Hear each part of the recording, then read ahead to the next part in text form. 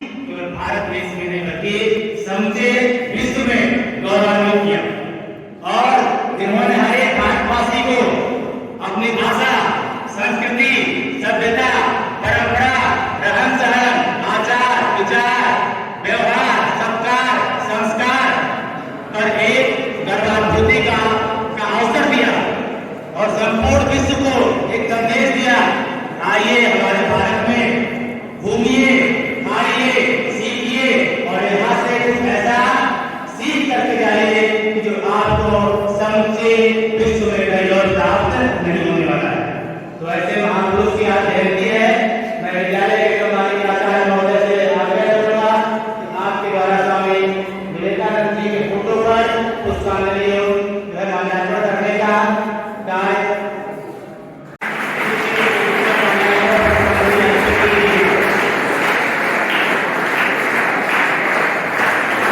Sir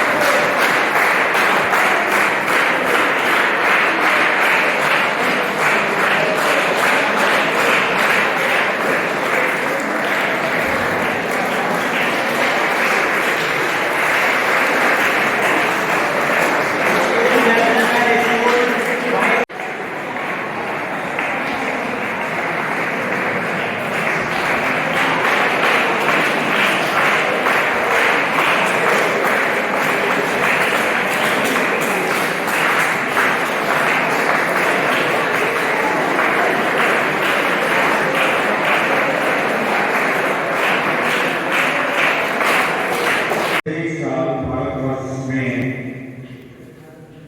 युवा दिवस के रूप में मनाया जाता है। विवेकानंद युवकों के एक आदर्श प्रतीक के रूप में जाने जाते रहे हैं। युवा सन्यासी, युवा समाज सुधारक, युवा पथप्रदर्शक के रूप में पूरी दुनिया को जानती है। आज का वक्त जब भारत में सामाजिक मूल्यों का ह्रास हो रहा है, हम अपनी संस्कृति से काफी दूर जा रहे हैं। हम रूढ़िवादिता, अंधविश्वास के शिकार हो रहे हैं पुनः। ऐसे दौर में विवेकानंद के जीवन से सीखने की आवश्यकता है। विवेकानंद के बारे में आप सभी कुछ न कुछ जानते हैं। सभी इस बात को जानते हैं कि विवेकानंद ने उस दौर में हिंदू धर्म के सिद्धांतों का इस तरह से विश्लेषण किया था पूरे दुनिया के प्रति, जैसा विश्लेषण उसके पहले किसी अन्य ने नहीं किया था। हिंदू धर्म में जहां विश्वास एक तरफ टूट रहा था लोगों का, अंधविश्वास, रूढ़िवादिता, गलत परंपराएं धर्म को एक तरह से तोड़ रही थी, बदनाम कर रही थी। उस दौर में एक नए विचार, एक नई सोच के साथ जिस व्यक्ति ने धर्म के वास्तविक रूप को दिखाने का प्रयास किया था वो विवेकानंद।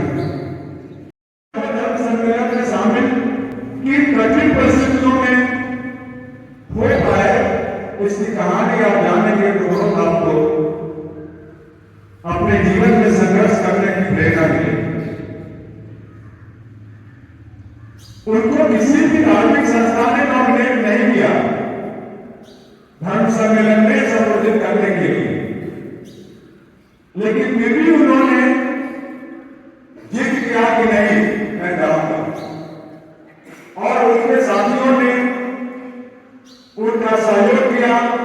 जहाज के माध्यम से वो श्रीलंका, चीन, जापान होते हुए वो अमेरिका पहुंचे।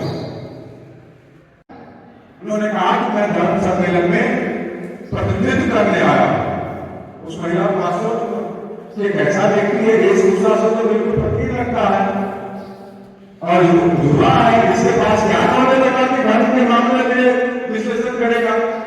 फिर भी जब मालूम हुआ तो उस महिला की जानकारी में यह था कि कहां पर लोगों को रखा जा रहा है तो धर्म सम्मेलन में शामिल होने आ रहे हैं। धर्म सम्मेलन पहले होता था, लेकिन डेट उसका एक्सटेंड हो गया। डेट एक्सटेंड होने के कारण जो लोग भी वहां आए थे उनको करीब 2 से 3 महीने वहां रुकना पड़ा। तो के संबोधन से जब शुरू किया आपका संबोधन, तो तालियों की गड़गड़ाहट वहां गूंजने लगी और बोलने लगे तो काफी लंबे लग तक बोले। धर्म संसद में उन्होंने हिंदुस्तान का लोहा मनवाया। सारे लोग चकित रह गए, इतना कम उम्र का एक सन्यासी इतना ज्ञानवान कैसे हो सकता है। सहानुभूति, सौहार्द, स्नेह और आत्मीयता की भावना होनी चाहिए। तो हमें अपने अंदर झांकना है, देखना है क्या हमारे अंदर ये सारी भावनाएं है कि नहीं। क्या हम इंसान के रूप में है, लेकिन क्या हमारे अंदर इंसानियत है कि नहीं। एक बार जब आपको खाली समय मिले, फुर्सत मिले, अपने अंदर झांकिएगा और आपको इस सवाल का उत्तर आपके अंदर आत्मा अवश्य देगी कि आप इंसान तो है, लेकिन आपके अंदर इंसानियत है कि नहीं। जिनके अंदर आत्मा से आवाज आए कि हाँ उनके अंदर इंसानियत है, वह पूरे मन से आकर के बोल सकते हैं कि स्वामी जी ने आज से 150 साल पहले जो हमसे कहा था, आज वही सारी चीजें हमारे अंदर है। और जिनके अंदर इंसानियत नहीं है, उनको यह प्रयास करना है कि उनके अंदर भी इंसानियत है। जैसा कि उन्होंने बहुत कम आयु में ही इन्होंने अपने आप को विश्व में प्रथम स्थान पर स्थापित किया। स्वामी विवेकानंद के बारे में अगर आप लाइब्रेरी में जाकर पुस्तकें पढ़ते हैं तो बहुत कुछ जानकारी मिलेगी। जैसा कि इस मंच से हमारे दोस्त, हमारे शिक्षक शीशे प्रभारी और डॉक्टर ने यहाँ से संबोधित किया। एक जज्बा होना चाहिए हम लोगों में। क्या किसी का विशेष जगह कहती मनाई जा रही है, क्यों मनाई जा रही है, क्या उन्होंने किया देश के लिए, क्योंकि आज जयंती मनाई जा रही है और हमने याद किया। आपके अंदर एक उत्सुकता होनी चाहिए, लेकिन आपके अंदर ऐसा भाव दिखाई नहीं देता। अब आप देख लीजिए, सभी को गुड मॉर्निंग बच्चों के साथ हम युवा दिवस पर स्वामी विवेकानंद को नमन करते हैं। स्वामी विवेकानंद एक ऐसे व्यक्ति थे जिन्होंने भारत का नाम विश्व में प्रथम स्थान पर लाया। स्वामी विवेकानंद ने कहा था, उठो जागो चलते रहो जब तक अपना आप लक्ष्य प्राप्त न कर सको। स्वामी विवेकानंद का यह नारा था, उठो जागो चलते रहो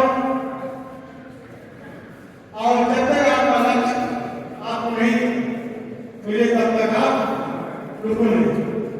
लेकिन आज देख लीजिए, अपने विद्यालय देख लीजिए, बच्चों में देख लीजिए, सीनियर हाउस में किसी में 8 है, किसी में 10 है, किसी में 6 है, किसी में 2।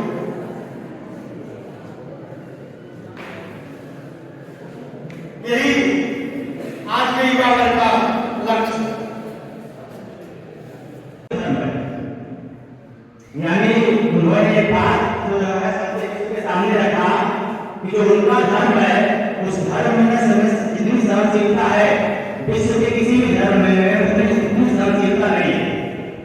उस बात से हमारे मन में ख्याल आता है, हमारे भीतर, आपके भीतर, संपूर्ण भारतवासियों के भीतर एक सहनशीलता की भावना आनी चाहिए। हमने कुछ आपसे कहा तो आपको अगर आप प्रवीण करके उस बात। फ्रेंड्स, आज है 12 जनवरी 2025 और आज हम लोग मना रहे हैं राष्ट्रीय युवा दिवस। युवा क्या होता है आप लोग बताइए थोड़ा सोच के। अगर बायोलॉजिकली सोचे तो शायद 16 से 25 के बीच का जो एज ग्रुप होता है उसको हम युवा बोलेंगे, लेकिन एक्चुअली में युवा वो होता है जो, युवा का उल्टा क्या होता है? युवा का उल्टा होता है वायु। तो जो वायु को दिशा मोड़ दे वो एक्चुअली में युवा है, जिसके अंदर इतना जोश है वो युवा है। और आज स्वामी विवेकानंद जी की जयंती है जिसे युवा दिवस के रूप में मनाया जा रहा है। स्वामी विवेकानंद जी के बारे में हम सभी जानते ही हैं, फिर भी थोड़ा बहुत कुछ बता देते हैं। सबसे पहली सीख तो उनके नाम से ही मिलती है। अगर विवेकानंद का आप संधि विच्छेद करोगे तो विवेक और आनंद, तो जिसके लाइफ में पेशेंस है वो बहुत एंजॉय करेगा। वो दूसरी सीख उन्होंने जो स्लोगन दिया था, उठो जागो और तब तक मत रुको जब तक अपना लक्ष्य नहीं प्राप्त कर लेते। तो विवेकानंद जी ने उठने के लिए कहा है। बहुत सा आदमी जो है पंक्चुअल नहीं होता है, टाइमिंग को लेके सीरियस नहीं होता है। जो फिजिकली उठे भी हुए हैं वो मेंटली नहीं जागे हुए हैं। तो अपने आप को अवेकन रखना है स्थिति से, परिस्थिति से, और अपने लक्ष्य के प्रति बहुत गंभीर रहना है। हमारी ज़िंदगी में बहुत से लोग ऐसे रहते हैं जो लक्ष्य ही नहीं बनाते हैं, तो बाकी चीज़ें तो बाद की बात है।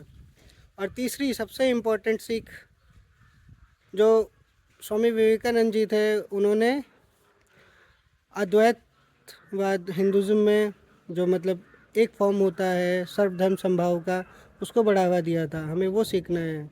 आजकल हम देखते हैं हर जगह हिंदू मुस्लिम के लड़ाई झगड़े होते रहते हैं, जातिवाद होता रहता है। इसका घोर विरोध स्वामी विवेकानंद ने किया था। और सबसे लास्ट में उन्होंने अपने गुरु श्री रामकृष्ण परमहंस जी से जो शिक्षाएं ली थी उसके लिए एक मिशन स्थापित किया था। तो अपने गुरुओं का सम्मान करिए। और हम लोग आजकल क्या करते हैं, आपको खुद ही पता होगा कि आप अपने गुरु का कितना सम्मान करते हैं। तो अगर स्वामी विवेकानंद जी को सच्ची श्रद्धांजलि देनी है तो अपने गुरुओं का सम्मान करना शुरू कर दीजिए। धन्यवाद। Thank you for watching videos. Like, share and subscribe. Thank you.